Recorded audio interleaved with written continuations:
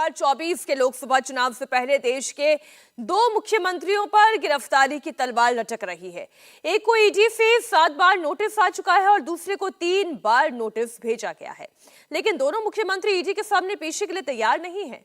प्रवर्तन निदेशालय दिल्ली के मुख्यमंत्री अरविंद केजरीवाल से दिल्ली के शराब घोटाले में पूछताछ करना चाहता है। घोटाले की 2 चार्जशीट दाखिल हुई है, उसमें कई बार केजरीवाल का जिक्र है, इसलिए ईडी उनसे पूछताछ करना चाहती है। ईडी को झारखंड के मुख्यमंत्री हेमंत सोरेन से भी पूछताछ करनी है। यह सवाल जवाब लैंड डील से जुड़े हुए मनी लॉन्ड्रिंग केस में होनी है।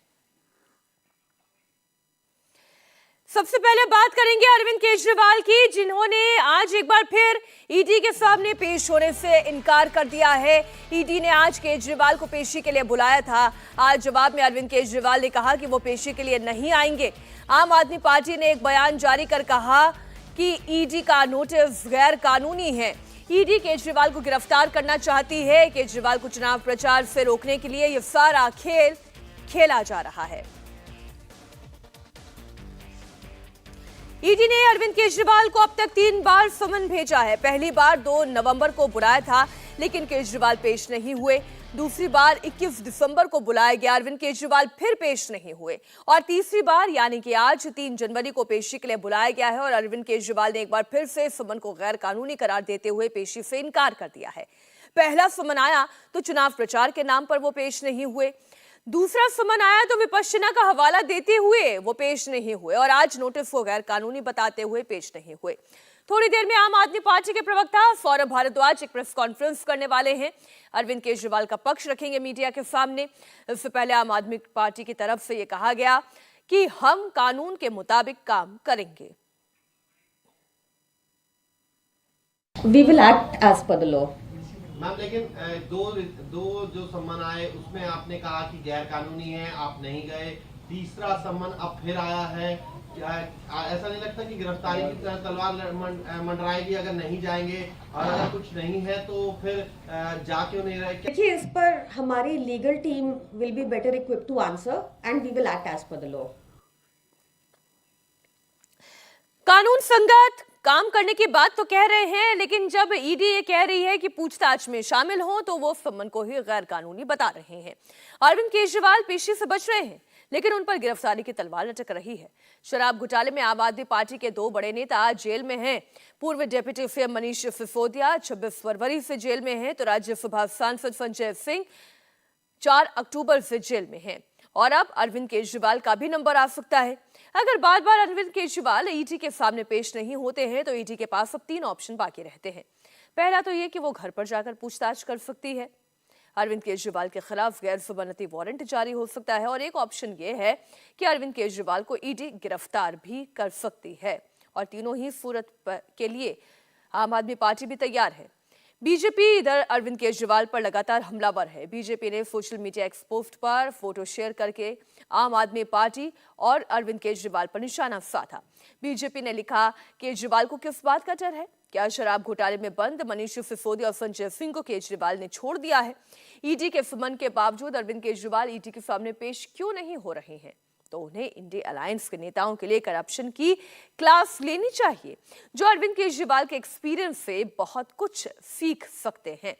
हमारे साथ संवाददाता भास्कर मिश्रा अरविंद केजरीवाल के घर से लाइव जुड़ गए हैं। अतुल भाटिया ईडी दफ्तर से हमारे साथ लाइव जुड़े हुए हैं।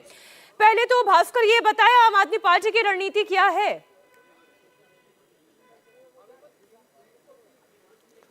देखिए मीनाक्षी, रणनीति बिल्कुल साफ है कि ईडी को अब डायरेक्ट कार्रवाई करनी पड़ेगी। किसी भी समन में अब अरविंद केजरीवाल ईडी के दफ्तर तक खुद जाने वाले नहीं हैं। ईडी के पास अब 2 ही ऑप्शन है, या कि वो सीधे अरविंद केजरीवाल के घर आके पूछताछ करे या कोर्ट का रुख करे। कोर्ट अगर अरविंद केजरीवाल से ये कहती है कि आपको इन्वेस्टिगेशन ज्वाइन करना है तो फिर अरविंद केजरीवाल जाएंगे, नहीं तो सीधे सीधे तौर पे ये कहा जा रहा है कि ये राजनीति से प्रेरित कदम है जो ईडी के द्वारा उठाया जा रहा है और मकसद सीधा सीधा है कि चुनाव प्रचार में किसी भी तरह से अरविंद केजरीवाल को भाग नहीं लेने दिया जाए। इससे पहले 5 राज्यों में जो विधानसभा चुनाव हो रहे थे उसका हवाला दिया गया था कि उनको चुनाव प्रचार करना है, इसलिए वो नहीं जा पाएंगे।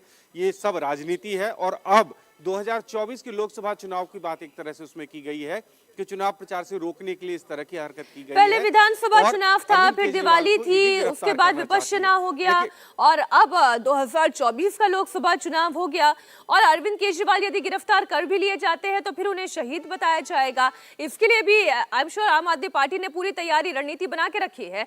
ईडी दफ्तर पर अतुल हमारे साथ जुड़े हुए हैं। अतुल, आज ईडी क्या स्टेप ले सकती है, क्योंकि ये तीसरा समन है और तीसरा समन तीनों दफा गैर कानूनी बता दिया।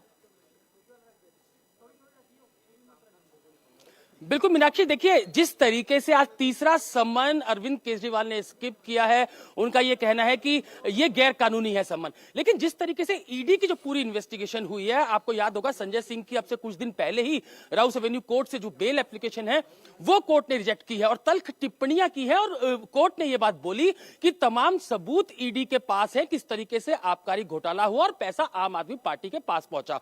इसके अलावा डिप्टी सीएम मनीष सिसोदिया की अगर हम बात करें तो आपको याद होगा कि जब सुप्रीम कोर्ट तक उनकी बेल एप्लीकेशन जो है वो रिजेक्ट हो चुकी है, आपको याद होगा कि किस तरीके से आम आदमी पार्टी पूरी तरीके से आश्वस्त थी कि सुप्रीम कोर्ट जो है वो डिप्टी सीएम मनीष सिसोदिया को बेल देगा और तमाम तैयारियां की गई थी, लड्डू तक बांटने की तैयारियां कर ली गई थी। लेकिन एक बड़ा झटका आम आदमी पार्टी को लगा था जब मनीष सिसोदिया की बेल एप्लीकेशन सुप्रीम कोर्ट ने भी रिजेक्ट कर दी थी और यह बात कही थी सुप्रीम कोर्ट ने कि तमाम एविडेंस है जिससे यह साबित होता है कि यह घोटाला पूरा आबकारी घोटाला हुआ है और बाकायदा आम आदमी पार्टी के नेताओं को यह पैसा पहुंचा है। और जब ये बेल एप्लीकेशन रिजेक्ट होती है मनीष सिसोदिया की, उसी दिन दूसरा सम्मन जो है वो अरविंद केजरीवाल को दिया जाता है, पूछताछ के लिए बुलाया जाता है। तो ईडी भी कहीं ना कहीं सुप्रीम कोर्ट की देखिए ईडी वाले मामले एक और कुछ और ऐसे मामले जिस पर अतुल हमें आपसे जानकारी चाहिए। फिलहाल भास्कर आपका बहुत शुक्रिया पूरी जानकारी के लिए। सौरभ भारद्वाज जैसे ही प्रेस कॉन्फ्रेंस करते हैं तो और कुछ रणनीति स्पष्ट हो पाएगी अरविंद केजरीवाल की। बहुत शुक्रिया भास्कर आपका।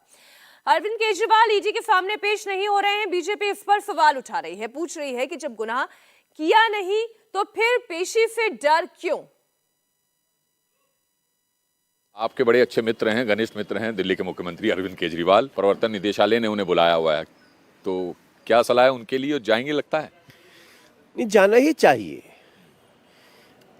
अरविंद केजरीवाल जी ने अपने को उस नोटिस के, जांच के, पूछताछ के नोटिस के बावजूद नहीं जाने से उन्होंने अपने को अपराधी घोषित कर लिया है। पूरे दिल्ली की गली गली में लोगों के मन में ये चला गया, अरे ये तो अपराधी है, इसने तो भ्रमित करके दिल्ली को नुकसान कर दिया। बातें बहुत ऊंची ऊंची करते हैं और प्रश्नों का सामना नहीं कर सकते, इसका मतलब आपके पास कोई आधार नहीं है।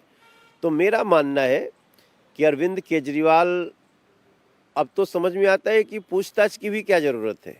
पूछताछ तो उससे की जाती है जो बैठा हुआ हो, जो बार बार कह रहा है ये हमारी बेगुनाही का सबूत है। अगर सवालों से कोई लगातार भाग रहा है तो वो सिद्ध कर रहा है, प्रूव कर रहा है कि ही इज़ कल्प्रिट। लेकिन वो ये कहते हैं कि मेरा बिल्कुल जो जीवन है वो शीशे की तरह बिल्कुल क्लियर है और कट्टर ईमानदार हूँ और ये सिर्फ ईडी का इस्तेमाल चुनाव के मद्देनजर। नहीं, अभी कौन चुनाव था? जब लास्ट नोटिस आई तब तो कोई चुनाव नहीं था, लेकिन उसके बाद भी चुनाव तो बहुत पहले थे। तो भी मैं तो समझता हूँ ईडी को पहली बार इतना समय देते हुए किसी को देख रहा हूँ।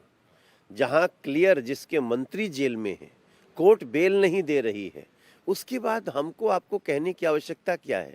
आप जाइए, प्रश्नों का सामना करिए। अभी भी मुझे लगता है कि कोई कितने भी बड़े पद पे हो, अगर कॉन्स्टिट्यूशनली उससे पूछताछ हो सकती है, उसके अपराधों का हिसाब लिया जा सकता है, तो अरविंद केजरीवाल उससे अलग क्यों होंगे? उनसे भी लिया जाना चाहिए।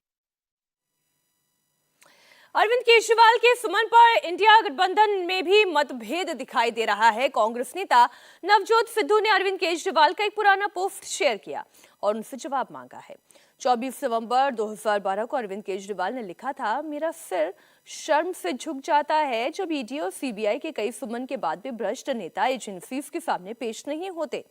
उन्हें आरोप लगते ही अपने पद से इस्तीफा दे देना चाहिए। अरविंद केजरीवाल की ये पोस्ट याद दिलाते हुए सिद्धू ने लिखा, जो सबक देते हो उस पर अमल करो, बेदाग होने तक अपने पद से, अपने पोस्ट से इस्तीफा दे दो, जैसा दिसंबर 2006 में मैंने किया था।